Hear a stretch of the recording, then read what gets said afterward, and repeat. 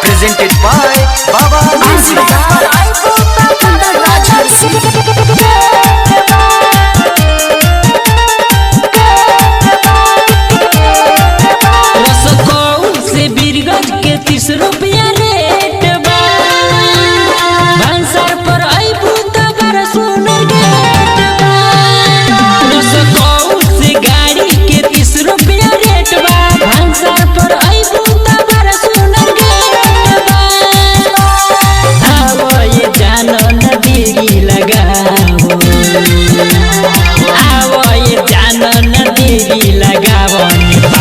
में घूमे के सब हुआ से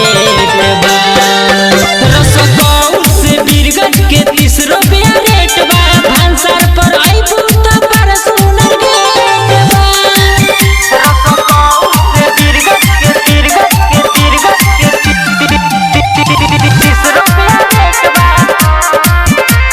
भांसार पर आइबू तो बड़ा सुनर गेट बा। केटीएम घुमाई शॉपिंग कराई खाए के कहब तो मोमो खियाई जितपुर घुमाई शॉपिंग कराई खाए के कहब तो चाउमीन खियाई।